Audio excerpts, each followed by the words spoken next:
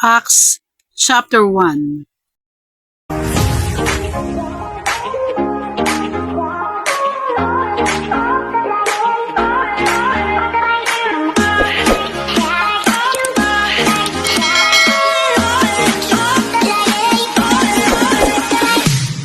The former treatise have I made, O Theophilus, of all that Jesus began both to do and teach, until the day in which he was taken up, after that he, through the Holy Ghost, had given commandments unto the apostles whom he had chosen, to whom also he showed himself alive after his passion by many infallible proofs, being seen of them 40 days, and speaking of the things pertaining to the kingdom of God, and being assembled together with them, commanded them that they should not depart from Jerusalem, but wait for the promise of the Father, which said, Ye have heard of me. For John truly baptized with water, but ye shall be baptized with the Holy Ghost not many days hence. When they therefore were come together, they asked of him, saying, Lord, wilt thou at this time restore again the kingdom to Israel? And he said unto them, It is not for you to know the times or the seasons which the Father hath put in his own power.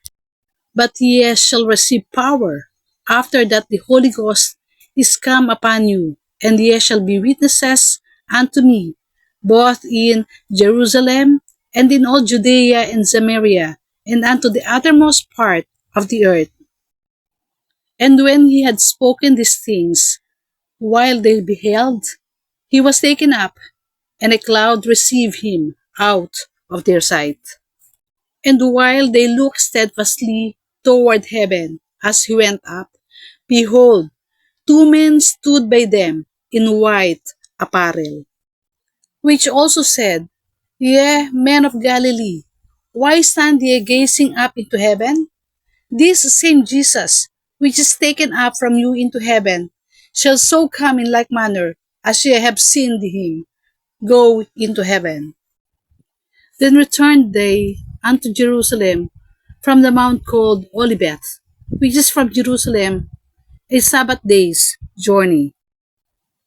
And when they were come in, they went up into an upper room where abode both Peter and James and John and Andrew, Philip and Thomas, Bartholomew and Matthew, James the son of Alphaeus, and Simon Zelotes, and Judas the brother of James. These all continued with one accord in prayer and supplication with the women and Mary, the mother of Jesus, and with his brethren. And in those days, Peter stood up in the midst of the disciples and said, The number of names together were about 120. Men and brethren, this scripture must needs have been fulfilled, which the Holy Ghost by the mouth of David spake before concerning Judas, which was guide to them that took Jesus. For he was numbered with us, and had obtained part of this ministry. Now this man purchased a field with the reward of iniquity, and falling headlong, he burst asunder in the midst, and all his bowels gushed out. And it was known unto all the dwellers at Jerusalem, insomuch as that field is called in their proper tongue Akeldama, that is to say, the field of blood.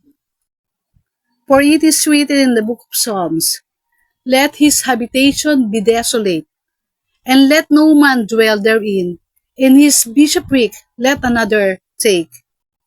Wherefore of these men, which have companied with us all the time that the Lord Jesus went in and out among us, beginning from the baptism of John, unto that same day that he was taken up from us, must one be ordained to be a witness with us of his resurrection. And they appointed two, Joseph called Barsabas, who was surnamed Justus, and Matthias. And they prayed and said, Thou, Lord, which knowest the hearts of all men, show whether of these two thou hast chosen, that he may take part of this ministry and apostleship, from which Judas by transgression fell, that he might go to his own place. And they gave forth their lots, and the lot fell to Matthias, and he was numbered with the 11 apostles. This is taken from the Bible, from Book of Acts, chapter 1.